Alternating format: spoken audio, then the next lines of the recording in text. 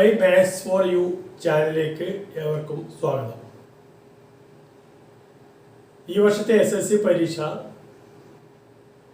3/3/2025 ആരംഭിക്കുകയാണ്. മോഡൽ പരീക്ഷ ആരംഭിച്ചു കഴിഞ്ഞു. അപ്പോൾ തീർച്ചയായിട്ടും പരീക്ഷയ്ക്ക് പോകുന്നതിന് മുമ്പേ മുൻ വർഷങ്ങളിലെ ചോദ്യപേപ്പറുകൾ, എല്ലാ വിഷയത്തിൻ്റെ തന്നെ മുൻ വർഷങ്ങളിലെ ചോദ്യപേപ്പർ ഒന്ന് വിശകലനം ചെയ്യുന്നത് നന്നായിരിക്കും. ഇന്ന് 2023 മാർച്ചിൽ നടന്ന ഗണിത ചോദ്യപേപ്പർ അതിൻ്റെ ഒരു വിശകലനം നടത്തുകയാണ്. ആദ്യം നമുക്ക് ആ ചോദ്യത്തിൻ്റെ ഘടന ഒന്ന് പരിശോധിക്കാം. ആകെ 29 ചോദ്യങ്ങളാണുള്ളത്. 80 മാർക്കാണ് ആകെയുള്ളത്. 1 മുതൽ 4 വരെയുള്ള 4 ചോദ്യങ്ങൾ 2 മാർക്കിൻ്റെതാണ്. അതിൽ ഏതെങ്കിലും 3 എണ്ണമാണ് ചെയ്യേണ്ടത്. അതുപോലെ 5 മുതൽ 10 വരെയുള്ള 6 ചോദ്യങ്ങളിൽ 4 എണ്ണം ചെയ്യേണ്ടതുണ്ട്. ഓരോന്നിനും 3 മാർക്കാണ്. അതുപോലെ 11 മുതൽ 21 വരെയുള്ള 11 ചോദ്യങ്ങൾ 4 മാർക്കിൻ്റെതാണ്. അതിൽ 8 എണ്ണം ചെയ്യേണ്ടതുണ്ട്. 22 മുതൽ 29 വരെയുള്ള 8 ചോദ്യങ്ങളിൽ അത് 5 മാർക്കിൻ്റെതാണ്. 6 ചോദ്യങ്ങൾ ചെയ്യണം. അങ്ങനെ ആകെ 80 മാർക്കാണ് ഈ വർഷത്തെ ഈ ചോദ്യത്തിൽ ഉണ്ടാകുക. അത് 2023 മാർച്ച് നടന്ന പരീക്ഷയിലെ ഒന്നാമത്തെ ചോദ്യം ഇങ്ങനെയാണ്: 7, 13, 19 എക്സെട്ര എന്ന സമാന ശ്രേണിയുടെ ഒന്നാമത്തേത് എ പൊതുവ്യത്യാസം എന്ത്, ബി 11ാം പദം കാണുക. ഇത് 2 മാർക്കിന്റെ ചോദ്യമാണ്. ഇതിൽ ഓരോന്നിനും ഓരോ മാർക്കാണ് ഉണ്ടാവുക. ഇതൊക്കെ ഇങ്ങനെയുള്ള ചോദ്യങ്ങൾ വളരെ എളുപ്പത്തിൽ ചെയ്യാവുന്നതാണ്. സമാന ശ്രേണി എന്താണെന്ന് അറിയുന്ന ഒരു കുട്ടിക്ക് പൊതുവ്യത്യാസം കണ്ടുപിടിക്കാൻ പ്രയാസമില്ല. ആദ്യത്തെ ഉത്തരം എ പൊതുവ്യത്യാസം എന്ത് എന്നതിന് ഉത്തരം എന്താ വരിക? നമുക്കറിയാം, 2ാം പദത്തിൽ നിന്ന് 1ാമത്തെ പദം അല്ലെങ്കിൽ 3ാം പദത്തിൽ 2ാമത്തെ പദം ഓർക്കുന്നതാണ് പൊതുവ്യത്യാസം. അപ്പോൾ ഇവിടെ പൊതുവ്യത്യാസം എന്ന് പറയുന്നത് 13 കുറക്കണം 7 ആണ്. 13 7 കുറച്ചതിട്ട് നമുക്ക് 6 കിട്ടും. അപ്പോൾ പൊതുവ്യത്യാസം എന്ത് എന്ന ഉത്തരം ഇവിടെ കിട്ടിക്കഴിഞ്ഞു, 6. അടുത്ത രണ്ടാമത്തത് 11ാം പദം കാണുക എന്നുള്ളതാണ്. 11ാം പദം എന്ന് കേൾക്കുമ്പോൾ തന്നെ മനസ്സിലാക്കുക, 11ാം പദം എന്ന് പറയുന്നത് ആദ്യ പദത്തോട് 10 പൊതുവ്യത്യാസം കൂട്ടിയതാണ്. ആദ്യ പദത്തോട് 10 പൊതുവ്യത്യാസം കൂട്ടിയതാണ് 11ാം പദം എന്ന ആശയം അറിയുന്ന ഒരു കുട്ടിക്ക് 11ാം പദം കണക്കാക്കാം. ഇവിടെ ആദ്യ പദം എന്ന് പറയുന്നത് 7 ആണ്. നമുക്കറിയാം, ഇവിടെ 7 തന്നിട്ടുണ്ട്. ആദ്യ പദത്തോട് 10 പൊതുവ്യത്യാസം, ഒരു പൊതുവ്യത്യാസം 6 ആണ്. അപ്പോൾ 10 പൊതുവ്യത്യാസം 10 ഗുണിക്കണം 6, അതായത് 7 കൂട്ടണം 10 ഗുണിക്കണം 60, അത് 67 കിട്ടും. 7 + 60 67. ഇനി ഈ സൂത്രവാക്യമാണ് നിങ്ങളുടെ മനസ്സിലുള്ളത്. അങ്ങനെ ചെയ്ത് പഠിച്ച കുട്ടികൾക്ക് ആ രീതിയിലാണ് ചെയ്യേണ്ടതെങ്കിൽ നമുക്കറിയാം, 8ാം പദം എന്ന് പറയുന്നത് dn + f - d ആണെന്നറിയാം. ഇതാണ് സൂത്രവാക്യം. 8ാം പദം സൂത്രവാക്യതാണ് dn + f - d. d എന്നത് പൊതുവ്യത്യാസം, f ഫസ്റ്റ് ടേം ആദ്യപദമാണ്, d എന്നത് കോമൺ ഡിഫറൻസ് അല്ലെങ്കിൽ പൊതുവ്യത്യാസമാണ്. അപ്പോൾ dn + f - d ആണ്. അപ്പോൾ d എന്ന് പറയുന്നത് ഇവിടെ എന്താ കിട്ടുക?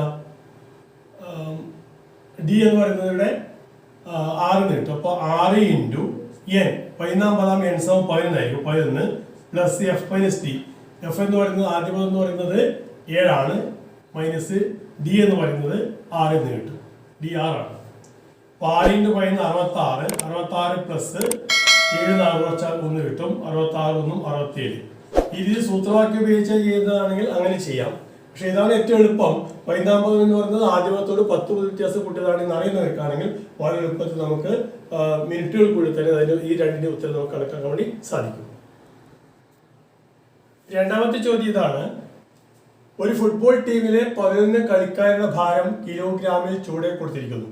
55, 65, 56, 70, 62, 54, 64, 58, 68, 65, 60. കളിക്കാരുടെ ഭാരത്തിന്റെ മധ്യമം കണക്കാക്കുക. മധ്യമം അഥവാ മീഡിയൻ കണക്കാക്കുക. മീഡിയൻ എന്ന വാക്കിന്റെ അർത്ഥം മിഡ് വാല്യൂ എന്നാണ്, നടുക്കുള്ള വില എന്നാണ് അർത്ഥം. അപ്പോൾ എന്ത് ചെയ്യണമെന്ന് വെച്ച് കഴിഞ്ഞാൽ ഈ തന്നിരിക്കുന്ന വിലകളെ ഒന്നുകിൽ ആരോഹണ ക്രമത്തിൽ അല്ലെങ്കിൽ അവരോഹണ ക്രമത്തിൽ അസെൻഡിങ് അല്ലെങ്കിൽ ഡിസെൻഡിങ് ഓർഡറിൽ എഴുതുക. ഇനി നടുക്കുള്ള വില ഏതാണോ അതായിരിക്കും അതിന്റെ മധ്യമായിട്ട് വരിക. ഇപ്പോൾ 11 കളിക്കാരാണ് ഉള്ളത്, അതുകൊണ്ട് നടുക്കുള്ള വില എന്ന് പറയുന്നത് 6ാമത്തെ വിലയാണ് നമുക്കറിയാം. 6ാമത്തേത് ഏതാണെന്ന് കണ്ടെത്തിയാൽ മതിയാവും. അപ്പോൾ ഇവിടെ അതിനുള്ള വഴി എന്താ ചെയ്യുക, ആരോടൊക്കെ എഴുതുന്നെങ്കിൽ ഏറ്റവും ചെറുത് ഇവിടെ 54ആണ്. ഏറ്റവും ചെറുത് 54. 54 കഴിഞ്ഞാൽ പിന്നെ അതിനേക്കാൾ വലുത് വരുന്നത് 55ആണ്. 55. പിന്നെയുള്ളത് 56 ഉണ്ട്. 56. 57 ഇല്ല. 58 ഉണ്ട്. 58. 59. 59 ഇല്ല. 60 ഉണ്ട്. 61 ഇല്ല. 62 ഉണ്ട്. 63 ഇല്ല. 64 ഉണ്ട്. 65 രണ്ട് സ്ഥലത്തുണ്ട്. 65 രണ്ട് പ്രാവശ്യം, അപ്പോൾ 2 നമ്മൾ എഴുതണം. 65. 66 ഇല്ല. 67. 68 ഉണ്ട്. 69 ഇല്ല. 70 ഉണ്ട്. ഏറ്റവും വലിയ വില ഇവിടെ 70ആണ്. 1 2 3 4 5 6 7 8 9 10 11. അപ്പോൾ ആരോടൊക്കെ തീയതി എങ്ങനെ കിട്ടുക? അപ്പോൾ ഇവിടെ നടുക്കുള്ള വില എന്ന് പറയുന്നത് നമുക്കറിയാം. ഇപ്പം 54 70 പോയി. 55 68 56 65 58 65 60 64. നടുക്കുള്ള വില എന്നത് 62ആണ്. അപ്പോൾ നമുക്ക് ഇങ്ങനെ പറയാൻ പറ്റും, n+1/2 അങ്ങനെ പറയാം. n എണ്ണമാണെങ്കിൽ n+1/2 നമ്മൾ ഒറ്റയായിട്ട് വരുന്നത്. അപ്പോൾ ഇവിടെ നമുക്ക് 62 കിട്ടും. അപ്പോൾ ഇവിടെ മധ്യമമായിട്ട് അല്ലെങ്കിൽ നടുക്കുള്ള വിലയായിട്ട് വരുന്നത് 62ആണ്. അതുകൊണ്ട് ഈ ചോദ്യോത്തരം 62ആണ് മനസ്സിലാക്കാം. 2 മാർക്കിന്റെ 3ാമത്തെ ചോദ്യം ഇതാണ്. കണ്ണടച്ച ഒരു കുത്ത് വൃത്തത്തിനുള്ളിൽ ഇട്ടാൽ അത് ഷെയ്ഡ് ചെയ്യാത്ത ഭാഗത്ത് വീഴാനുള്ള സാധ്യത ഷെയ്ഡ് ചെയ്ത ഭാഗത്ത് വീഴാനുള്ള സാധ്യത എന്നുള്ളത്. ഇവിടെ നമുക്ക് ഒരു വൃത്തം തന്നിട്ടുണ്ട്. ആ വൃത്തത്തെ ഒരു 100 ഡിഗ്രിയുള്ള ഒരു വൃത്താംശം അല്ലെങ്കിൽ സെക്ടറായിട്ട് മാറ്റിയിട്ടുണ്ട്. ബാക്കിയുള്ളത് കുത്തിട്ടിട്ടുമുണ്ട്. അപ്പോൾ ഇവിടെ ഒന്നാമത് ചോദിച്ച് ഷെയ്ഡ് ചെയ്യാത്ത ഭാഗത്ത്, ആ ഓർഡർ ശ്രദ്ധിക്കാൻ. ആദ്യത്തേത് ഷെയ്ഡ് ചെയ്യാത്ത ഭാഗത്തും രണ്ടാമത്തേത് ഷെയ്ഡ് ചെയ്ത ഭാഗത്തുമാണ്. അപ്പോൾ ഷെയ്ഡ് ചെയ്യാത്ത ഭാഗം എന്ന് പറയുന്നത് ഈ ഭാഗമാണ്. ഈ ഭാഗത്ത് വീഴാനുള്ള കുത്തിട്ടാൽ അതിന്റെ സാധ്യത എന്താണെന്ന് ചോദ്യം. അപ്പോൾ ഇവിടെ നമുക്കറിയാം ഈ വൃത്തത്തിന്റെ ആകെ ഡിഗ്രി അളവ് അല്ലെങ്കിൽ ഒരു ബിന്ദുവിന് ചുറ്റുമുള്ള ഡിഗ്രി അളവ് എന്ന് പറയുന്നത് 360 ഡിഗ്രിയാണ്. ആ 360 ഡിഗ്രിയിൽ ഇവിടെ 100 ഡിഗ്രി എന്നും ബാക്കിയുള്ള എന്തായിരിക്കും 240 ആയിരിക്കും. അപ്പോൾ ഇത് 100 ഡിഗ്രി ആണെങ്കിൽ മറ്റേത് 240 ആയിരിക്കും. ആകെ 300 ആയതുകൊണ്ട്. അപ്പോൾ ഷെയ്ഡ് ചെയ്ത ഭാഗത്ത് വീഴ സാധ്യത എന്ന് പറയുന്നത് എന്താണ്? സാധ്യത എന്ന് പറയുന്നത് ആകെ ഫലങ്ങളിൽ അനുകൂല ഫലങ്ങൾ. അതാണ് ആകെ ഫലങ്ങളിൽ അനുകൂല ഫലങ്ങൾ. ഇവിടെ 360 ഡിഗ്രിയാണ് ആകെ വരുന്നത്. ഈ 360 ഡിഗ്രിയിൽ 100 ഡിഗ്രിയാണ് ആദ്യം പറയുന്നത്. 160 160 ആദ്യത്തേത്. അതായത് എ ഷെയ്ഡ് ചെയ്ത ഭാഗത്ത് വീഴാൻ സാധ്യത. അപ്പോൾ 360 160 പോവും. ഒരു 100 160 3 100 360. 1/3 കിട്ടും. 1/3 ആണ് ഷെയ്ഡ് ചെയ്യാത്ത ഭാഗത്ത് വീഴാൻ സാധ്യത. ഷെയ്ഡ് ചെയ്ത ഭാഗത്ത് വീഴാൻ സാധ്യത എന്തായിരിക്കും? ബാക്കി 240. ഒന്നിക്കൽ നമുക്ക് 1 നിന്ന് 1/3 കുറച്ചാൽ മതി. 1 നിന്ന് 1/3 കുറച്ചാൽ 1 3 3 3 - 1/3 അല്ലെങ്കിൽ 2/3 എന്ന് കിട്ടും. അല്ലെങ്കിൽ ഈ ഡിഗ്രി പറയുകയാണെങ്കിൽ 240 ബാക്കി വരുന്നത്. 240/360 360 240 കിട്ടും. അത് ലഘൂകരിച്ചാൽ 2 120 240 3 120 360 അങ്ങനെ 2/3 എന്ന് കിട്ടും. ഒന്നിക്ക് 1 നിന്ന് ആകെ 1 വരിക. 1 നിന്ന് 1/3 കുറക്കുക 2/3 കിട്ടും. അല്ലെങ്കിൽ 360 240 എടുത്താലും നമുക്ക് 3 എന്ന് കിട്ടും. അപ്പോൾ ഇതാണ് രണ്ടാമത്തെ ഷെയ്ഡ് ചെയ്ത ഭാഗത്ത് വീഴാനുള്ള സാധ്യതയായിട്ട് വരുന്നത്. ഇത് എളുപ്പമുള്ള ചോദ്യമാണ്. 4ാമത്തെ ചോദ്യം. 3 സെന്റിമീറ്റർ ആരമുള്ള വൃത്തത്തിലെ ഞാനാണ് എ ബി വൃത്തകേന്ദ്രത്തിൽ മട്ടോടുണ്ടാക്കുന്നു. എ ബിയുടെ നീളം എന്ത് എന്നുള്ളതാണ്. ഇവിടെ വൃത്തകേന്ദ്രം O തന്നിട്ടുണ്ട്. OA OB ആരമാണ്. എ ബി വൃത്തത്തിലെ ഒരു ഞാനാണ്. കോൺ AOB എന്നത് 90 ഡിഗ്രിയാണ്, മട്ടമാണ് എന്ന് പ്രത്യേകം എടുത്തു പറയുന്നുണ്ട്. അപ്പൊ നമ്മൾ ചോദിച്ചിരിക്കുന്നത് എ ബിയുടെ നീളം എത്ര എന്നുള്ളതാണ്. ഇവിടെ OA എന്നത് 3 ആണ്. ഇത് 3 എന്ന് തന്നിട്ടുണ്ട്. OB യും എന്തായിരിക്കും 3 തന്നെയായിരിക്കും. കാരണം ഒരേ വൃത്തത്തിൽ ആരമായതുകൊണ്ട് OA 3 ആകുമ്പോൾ OB യും തീർച്ചയായിട്ടും 3 ആയിരിക്കും. മറ്റൊന്ന് കോൺ AOB 90 ഡിഗ്രി തന്നിട്ടുണ്ട്. അങ്ങനെയാണെങ്കിൽ ഈ കോൺ എയും കോൺ ബിയും കൂടി കൂട്ടിയാൽ എന്തായിരിക്കും 90 ആയിരിക്കും. എ ഒ ബി മാത്രം 90 ഡിഗ്രിയാണ്. അപ്പോൾ ഈ രണ്ട് കോൺ കൂട്ടിയാൽ 90 ആയിരിക്കും.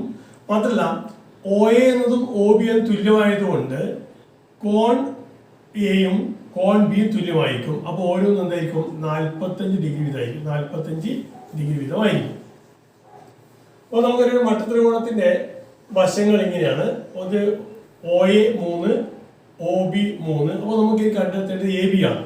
അപ്പോൾ 45 ഡിഗ്രി, 45 ഡിഗ്രി, 90 ഡിഗ്രി ഇതാണ് ഒരു ത്രികോണത്തിന്റെ കോണുകൾ എങ്കിൽ അതിന്റെ വശങ്ങൾ 1:1:√2 ആണെന്ന് നമുക്കറിയാം.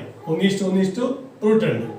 അപ്പോൾ ഒയുടെ സ്ഥാനത്ത് 1ന്റെ സ്ഥാനത്ത് ഇവിടെ 3. അപ്പോൾ ഇത് 3 ആണെങ്കിൽ രണ്ടാമത്തെ വശം ഇത് 3 ആയിരിക്കും. അപ്പോൾ √2 ഏറ്റവും കാരണം എ ബി എന്ന് പറയുന്നത് √2 ദൂരത്തോട് 3 ആയതുകൊണ്ട് 3√2 ആയിരിക്കും. 1:1:√2 ആണ് അംശം എന്ന് വരും. കാരണം 45, 90 എന്നാണ് കോണിന്റെ അംശബന്ധം. അതുകൊണ്ട് വശങ്ങൾ 1:1:√2 എന്ന അംശബന്ധത്തിലായിരിക്കും. അപ്പോൾ 3 ആണെങ്കിൽ 3√2 ആയിരിക്കും. അപ്പോൾ നമുക്ക് എ ബി എന്നത് 3√2 കിട്ടും. എ ബി സമം 3√2 ആണ് ഇവിടെ ഉത്തരമായിട്ട് വരിക. 3 സെന്റിമീറ്റർ ആയിരിക്കും. ഓക്കെ, അടുത്തതായി 3 മാർക്കിന്റെ ചോദ്യങ്ങളാണ്. അപ്പോൾ അഞ്ചാമത്തെ ചോദ്യം, വശങ്ങൾ അക്ഷങ്ങൾക്ക് സമാന്തരമായ ചതുരത്തിന്റെ രണ്ട് എതിർമൂലകളുടെ സൂചകസംഖ്യകളാണ് എ സംഖ്യാജോഡി 3, 9, സി സംഖ്യാജോഡി 8, 12. അങ്ങനെയാണെങ്കിൽ ഒന്നാമത്തത് മറ്റ് രണ്ട് എതിർമൂലകളുടെ സൂചകസംഖ്യ കണ്ടുപിടിക്കുക. മറ്റൊന്ന് ചതുരത്തിന്റെ വശങ്ങൾ നീളം കണക്കാക്കുക. അപ്പോൾ ഈ ചതുരത്തിന്റെ വശങ്ങൾ അക്ഷങ്ങൾക്ക് സമാന്തരമാണെന്ന് പറയുന്നുണ്ട്. അതായത് ഇപ്പം എ ബിയും സി ഡിയും എക്സ് സമാന്തരമാണ്, എ ഡിയും ബി സിയും വൈ അക്ഷത്തിന് സമാന്തരമാണ് എന്ന് പറയുന്നുണ്ട്. അപ്പോൾ നമുക്ക് ബിയുടെയും ഡിയുടെയും സൂചകസംഖ്യ കണ്ടെത്തണം. അതിനെന്താ വഴി എന്ന് വെച്ച് കഴിഞ്ഞാൽ നമുക്കറിയാം എക്സ് അക്ഷത്തിന് സമാന്തരമായ വരിയിലെ എല്ലാ ബിന്ദുക്കളുടെയും വൈ സൂചകസംഖ്യ ഒരേപോലെ ആയിരിക്കും. വൈ അക്ഷത്തിന് സമാന്തരമായ വരിയിലെ എല്ലാ ബിന്ദുക്കളുടെയും എക്സ് സൂചകസംഖ്യ ഒരേപോലെ ആയിരിക്കും. ഈ ഒരു ആശയം വെച്ചിട്ടാണ് നമ്മൾ ഈ കണക്ക് ചെയ്യുക. അപ്പോൾ നമുക്ക് ഇങ്ങനെ ചെയ്യാം. നോക്കൂ, ബി സി എന്ന് പറയുന്ന വര, ബി സി എന്ന് പറയുന്ന ഈ വശം വൈക്ക് ഇവിടെയാണ് വൈ അക്ഷത്തിൽ വൈക്ക് സമാന്തരമാണ്. വൈക്ക് സമാന്തരമായതുകൊണ്ട് അതിന്റെ എക്സ് സൂചകസംഖ്യ ഒരേപോലെ ആയിരിക്കും. അപ്പോൾ സിയുടെ എക്സ് സൂചകസംഖ്യ 8 തന്നെയായിരിക്കും ബിയുടേത്. അപ്പോൾ നമുക്ക് ബിയുടെ എക്സ് സൂചകസംഖ്യ 8 എന്ന് കിട്ടും. അതേ അടുത്തത് എ ബി എന്ന് വര, ഇത് എക്സ് സമാന്തരമാണ്. എക്സ് സമാന്തരമായതുകൊണ്ട് വൈ എല്ലാം ഒരേപോലെ ആയിരിക്കും. അപ്പോൾ എയുടെ വൈ സൂചകസംഖ്യ 9 തന്നെയായിരിക്കും ബിയുടേത്. അപ്പോൾ ഇത് 8, 9 എന്ന് കിട്ടും. അപ്പോൾ 8, 9 ആണ് ബിയുടെ സൂചകസംഖ്യ ആയിട്ട് വരിക. അടുത്തത് എ ഡി എന്ന് പറയുന്ന ഈ വശം വൈക്ക് സമാന്തരമായതുകൊണ്ട് എയുടെ എക്സ് സൂചകസംഖ്യ തന്നെയായിരിക്കും ഡിയുടേത്. അപ്പോൾ ഡിയുടെ എക്സ് സൂചകസംഖ്യ 3 എന്നും. അടുത്തത് സി ഡി എന്ന് പറയുന്ന ഈ വശം എക്സ് സമാന്തരമായതുകൊണ്ട് വൈ ഒരുപോലെ ആയിരിക്കും. അപ്പോൾ സിയുടെ വൈ തന്നെയായിരിക്കും ഡിയുടേത്. അപ്പോൾ വൈ എന്നതിവിടെ 12 ആണ് വരിക. അപ്പോൾ 3, 12 കിട്ടും. അപ്പോൾ ഡിയുടേത് 3, 12 ബിയുടേത് 8, 9 എന്ന് കിട്ടിക്കഴിഞ്ഞു. അപ്പോൾ ആദ്യത്തെ ചോദ്യോത്തരം ശരി. അടുത്തത് ചതുരത്തിന്റെ വശങ്ങൾ നീളം കണക്കാക്കാനാണ്. ഇവിടെ വശം എന്ന് പറയുമ്പോൾ നമുക്ക് ഇതിന്റെ നീളം അല്ലെങ്കിൽ വീതി കണക്കാക്കിയാൽ മതി. ഇപ്പോൾ എ ബി എന്ന വശം കാണാൻ വേണ്ടിയിട്ട് 3, 9 നിന്ന് സംഖ്യാജോഡി 3, 9 നിന്ന് 8, 9 ദൂരം എത്രയാണെന്ന് കണക്കാക്കിയാൽ മതി. അതുപോലെ നമുക്ക് എണ്ണി നോക്കാം. 3, 9 4, 9, 5, 9, 6, 9, 7, 9, 8, 9. അപ്പൊ 5 യൂണിറ്റ് ആണ് വരിക. ഇനി അങ്ങനെയല്ലാതെ നമുക്ക് കേവലം ആശംസിച്ചിട്ടാണെങ്കിൽ 3, 9 നിന്ന് 8, 9 ദൂരം കാണാൻ വേണ്ടിയിട്ട് എക്സിന്റെ വ്യത്യാസത്തിന്റെ കേവലം കണക്കാക്കിയാൽ മതി. ഇവിടെ എക്സ് 3ഉം ഇവിടെ 8ഉം ആണ്. ഒന്നിക്ക് 8 3 ഓർക്കുക, 8 3 കുറച്ച് അതിന്റെ കേവലം കണക്കാക്കുക. അപ്പൊ നമുക്ക് കേവലം 5 എന്ന് കിട്ടും. അതായത് 5 അല്ലെങ്കിൽ 3 8 കുറച്ച് നെഗറ്റീവ് 5 കിട്ടും. നെഗറ്റീവ് 5 കേവലം എന്താണ് 5 ആണ്. അപ്പോൾ ഈ ദൂരം 5 കിട്ടും. ഇത് 5 യൂണിറ്റ് ആണ് എ ബി വരിക. അടുത്തത് ബി സി കാണാൻ വേണ്ടിയിട്ട് 8, 9 നിന്ന് 8, 12 ദൂരം കാണണം. എണ്ണി നോക്കിയാൽ 8, 9 കഴിഞ്ഞാൽ പിന്നെ 9, 8, 10, 8, 11, 8, 12, 8, 10, 8, 11, 8, 12 3 യൂണിറ്റ് ആയിട്ട് വരിക. 8, 9 നിന്ന് 8, 12 ഇനി കേവലം ആശംസിച്ചിട്ടാണെങ്കിൽ വൈയുടെ വ്യത്യാസത്തിന്റെ കേവലം എടുത്താൽ മതി. കാരണം വൈക്ക് സമാന്തരമായതുകൊണ്ട്. അപ്പോൾ 3, 12 - 9 കിട്ടും. അതായത് 3 അല്ലെങ്കിൽ 3 കേവലം 3 തന്നെയായിരിക്കും. അപ്പോൾ 3 ആയിരിക്കും ഇവിടെ ബി സി വരിക. തിരിച്ച് 9 12 കുറച്ചാൽ മതി. 9 12 കുറച്ചാൽ -3 ഇട്ട് -3 കേവല എന്ന് പറഞ്ഞാൽ 3 തന്നെയാണ്. അപ്പോൾ വശങ്ങൾ 5 യൂണിറ്റും 3 യൂണിറ്റും ആയിട്ടാണ് വരിക. അടുത്ത ചോദ്യം, ആരം 4 സെന്റിമീറ്റർ ആയ വൃത്തം വരയ്ക്കുക. മൂലകളെല്ലാം ഈ വൃത്തത്തിലായതും 2 കോണുകൾ 40 ഡിഗ്രി 60 ഡിഗ്രി ആയതുമായ ത്രികോണം വരയ്ക്കുക എന്നുള്ളതാണ്. അപ്പോൾ ഈ നിർമ്മിതിയൊക്കെ വളരെ ക്ലാസ്സിലൊക്കെ കുറെ ചെയ്ത് പരിശീലിച്ചിട്ടുണ്ടാവും. നമുക്കറിയാം ഇവിടെ ചെയ്യേണ്ടത് ആദ്യം തന്നിരിക്കുന്ന അളവിൽ വൃത്തം വരയ്ക്കുക. ഇവിടെ ആരം 4 എന്ന് പറയുന്നത് 4 സെന്റിമീറ്റർ കോമ്പസ് എടുക്കുക. അത് ഉപയോഗിച്ചിട്ട് ഒരു വൃത്തം വരയ്ക്കുക. അതിനുശേഷം അതിന്റെ കേന്ദ്രം അടയാളപ്പെടുത്തുക. ഇതാണ് വൃത്തം വിചാരിക്കുക. കേന്ദ്രം അടയാളപ്പെടുത്തി അടുത്തത് ഇതിന്റെ ആരം 4 സെന്റിമീറ്റർ ആണ്. അപ്പോൾ അതിന്റെ ആരം വരയ്ക്കുക. 4 സെന്റിമീറ്റർ ആണ് ആരം എന്ന് പറയുന്നുണ്ട്. അപ്പോൾ 4 സെന്റിമീറ്റർ ആരം. ഇനി ഈ വൃത്തത്തിലായതും 2 കോണുകൾ 40 ഡിഗ്രി 60 ഡിഗ്രി ആയതുമായ ത്രികോണം വരയ്ക്കാനാണ് പറഞ്ഞിരിക്കുന്നത്. അപ്പോൾ 40 ഡിഗ്രി ആണ് നമുക്ക് അതിന് കേന്ദ്രം കൊണ്ട് എന്തെടുക്കണം, 80 ഡിഗ്രി എടുക്കണം. 60 ആകുമ്പോൾ 100 ഡിഗ്രി എടുക്കണം അറിയാം നമുക്ക്. അപ്പോൾ 80 ഡിഗ്രി കേന്ദ്രം കൊണ്ടുള്ള ഒരു സെക്ടർ അല്ലെങ്കിൽ വൃത്താംശം വരയ്ക്കുക. അപ്പോൾ ഇതിന് പൊട്ടാക്ട് ഉപയോഗിച്ചിട്ട് 80 ഡിഗ്രി അടയാളപ്പെടുത്തിയിട്ട് ഒരു കോണ് വരയ്ക്കുന്നു.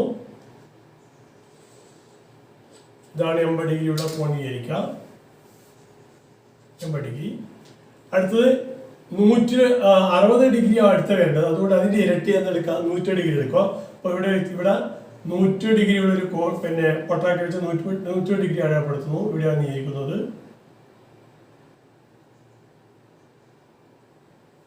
ഇതാണ് 100 ഡിഗ്രി നീക്കുക.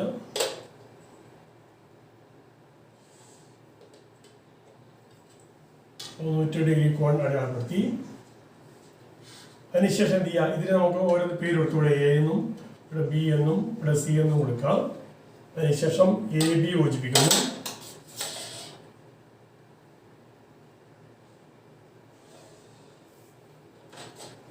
അതുപോലെ BC യോജിപ്പിക്കുക. അടുത്ത AC യോജിപ്പിക്കുക. ഇനി നമുക്ക് ത്രികോണം ABC വരയ്ക്കാം.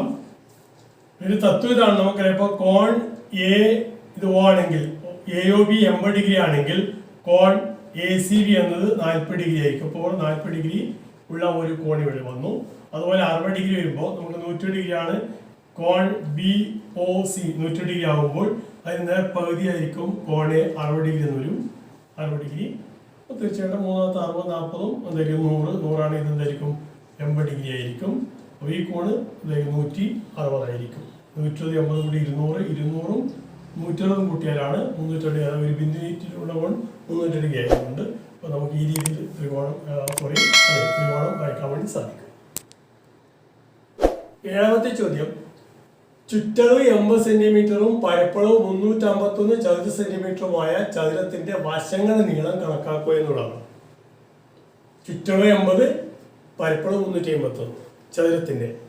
അപ്പോൾ ഇത് നമുക്ക് 2ാം ഡിഗ്രി സമവാക്യം അല്ലെങ്കിൽ സെക്കൻഡ് ഡിഗ്രി ഇക്വേഷനുമായിട്ട് ബന്ധപ്പെട്ട കണക്കാണ്. ഇവിടെ എന്ത് ചെയ്യണം, ചുറ്റളവും പരപ്പളവുമായിട്ട് ബന്ധപ്പെട്ട് നമ്മൾ ഒരു ഇക്വേഷൻ ഒരു സമവാക്യം ഉണ്ടാക്കണം. എന്താ ചതുരത്തിന്റെ ചുറ്റളവ് എന്ന് പറഞ്ഞാൽ 2 പ്രാവശ്യം നീളവും 2 പ്രാവശ്യം വീതിയും കൂടി കൂട്ടിയാലാണ് ചുറ്റളവ് കിട്ടുക. ചുറ്റളവ് എന്ന് പറയുന്നത് 2 നീളം പ്ലസ് 2 വീതി, അല്ലെങ്കിൽ നമ്മൾ 2 L + B എന്നൊക്കെ പറയും. അപ്പോൾ ഈ 2 നീളവും 2 വീതിയും കൂട്ടിയത് എത്രയാണ്? 80 തന്നിട്ടുണ്ട്. ചുറ്റളവ് 80 തന്നിട്ടുണ്ട്. അതുകൊണ്ട് ഒരു നീളവും ഒരു വീതിയും തമ്മിൽ കൂട്ടിക്കഴിഞ്ഞാൽ എന്ത് കിട്ടും? ഇതിന്റെ പകുതി 40 കിട്ടുമെന്ന് അറിയാം. 2 നീളവും 2 വീതിയും കൂട്ടി 80 ആയതുകൊണ്ട് നീളം പ്ലസ് വീതി = 40, അല്ലെങ്കിൽ L + B = 40. ഇനി നമുക്കിവിടെ പരപ്പളവ് 351 തന്നിട്ടുണ്ട്.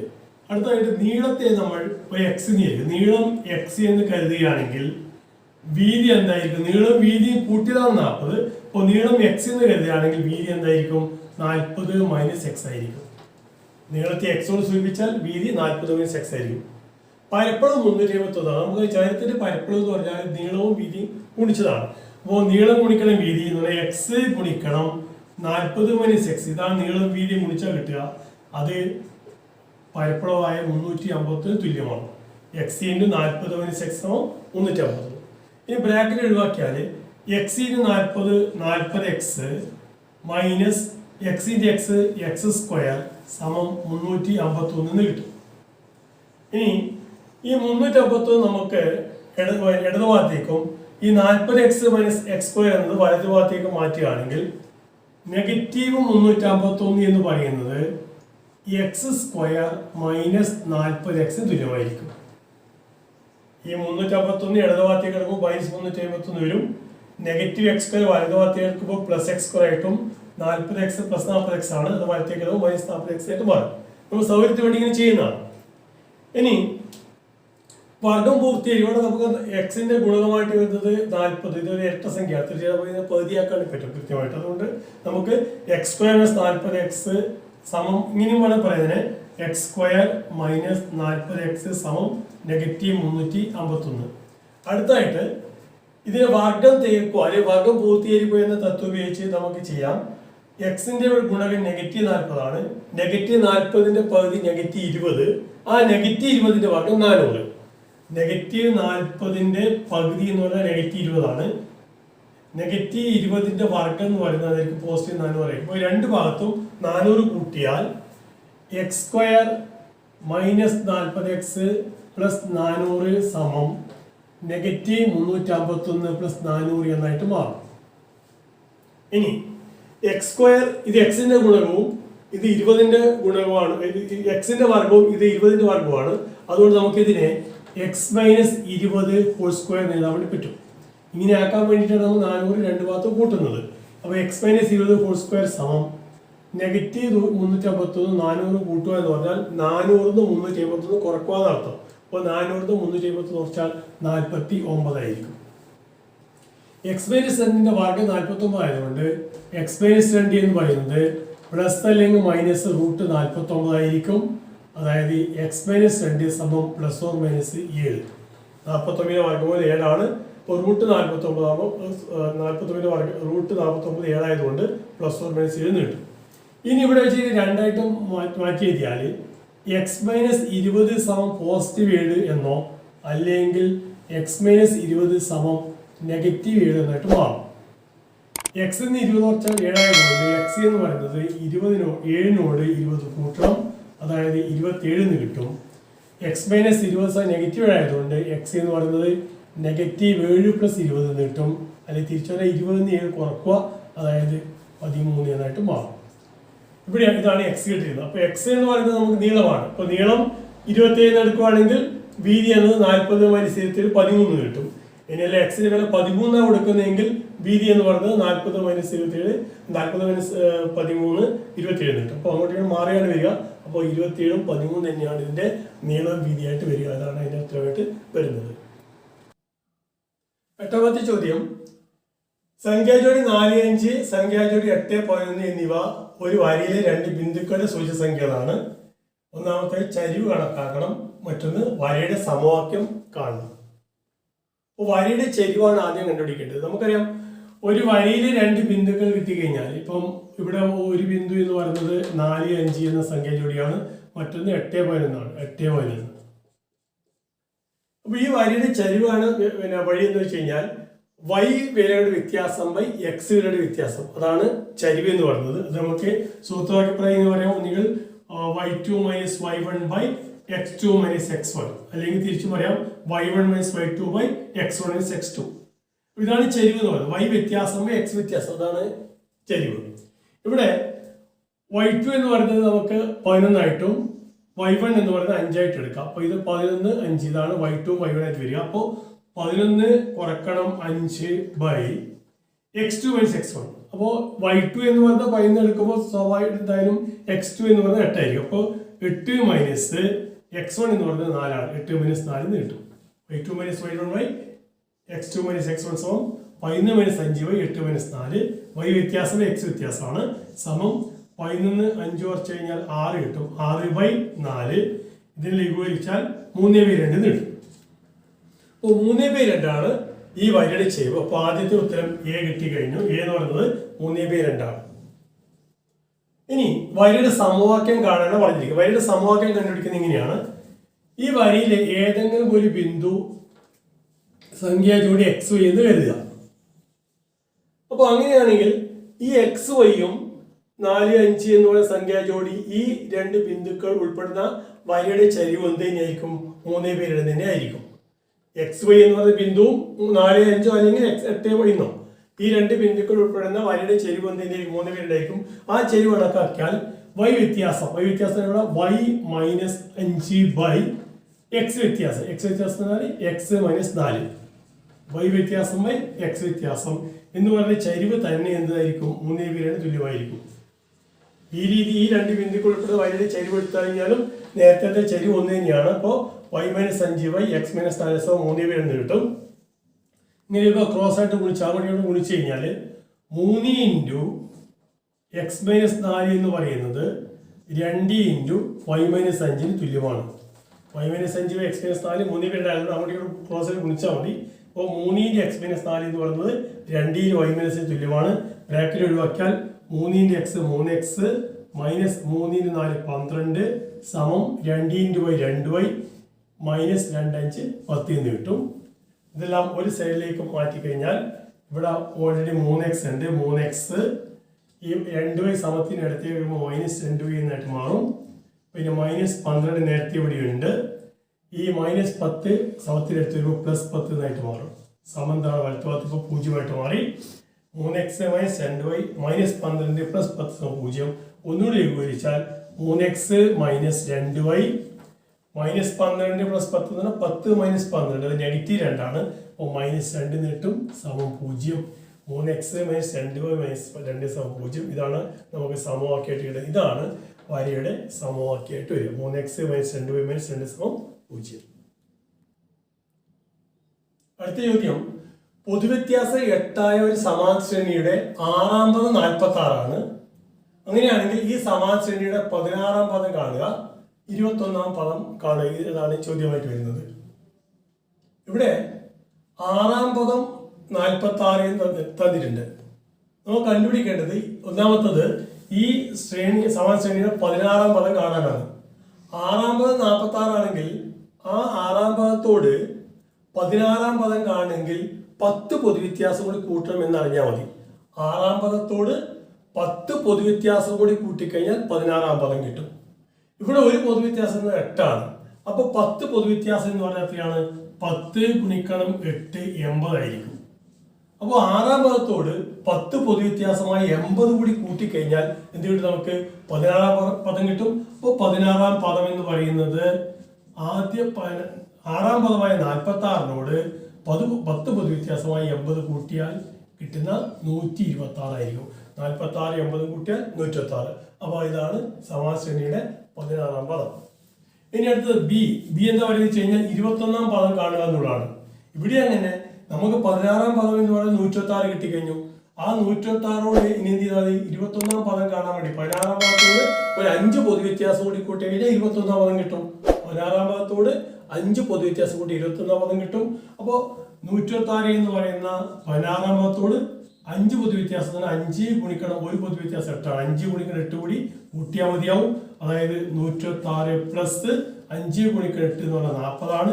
126 40 കൂട്ടിയാൽ 166 ആയിരിക്കും. 126 ആണ് ഇവിടുത്തെ 21ാം പദമായിട്ട് വരിക. അപ്പോൾ 16ാം പദം 126 എന്നും 21ാം പദം എന്ന് പറയുന്നത് 166 എന്നും കിട്ടും. 10ാമത്തെ ചോദ്യം, ഒരു മട്ടത്രികോണത്തിന്റെ വശങ്ങൾ 9 സെന്റിമീറ്റർ 12 സെന്റിമീറ്റർ 15 സെന്റിമീറ്റർ ആണ്. അങ്ങനെയാണെങ്കിൽ ത്രികോണത്തിന്റെ പരപ്പളവ് കണക്കാക്കാൻ പറയുന്നുണ്ട്.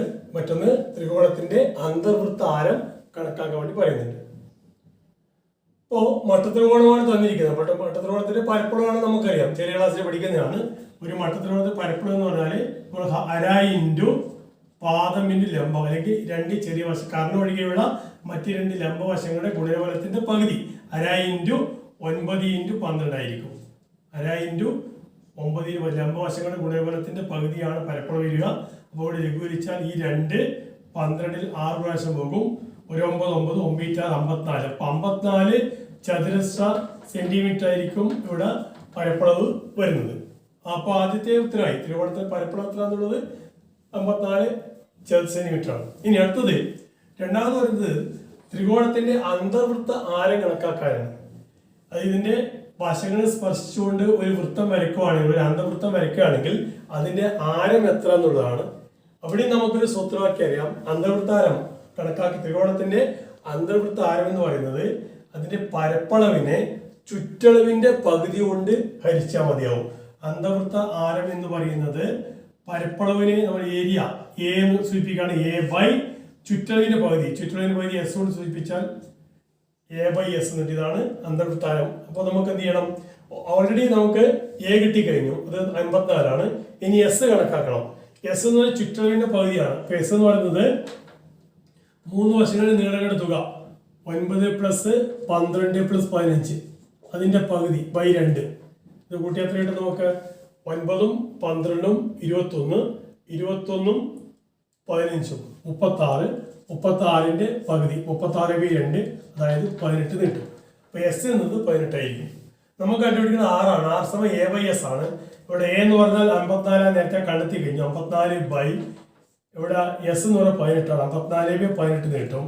54 ബൈ എത്രയാണ്? 3 സെന്റിമീറ്റർ ആണ് ഇവിടെ എന്ത് വരിക? ആരമായിട്ട് അന്തർവൃത്താരമായിട്ട് വരിക. എ ബൈ എസ് എന്ന സൂത്രം വെച്ച് കഴിഞ്ഞാൽ നമുക്ക് ഇത് ഉത്തരം കണക്കാക്കണം. അപ്പൊ എസ് നമ്മൾ കണക്കാക്കണം. എസ് 18 കിട്ടും. 54 ബൈ 3 ഇതാണ് ഉത്തരമായിട്ട് വരുന്നത്.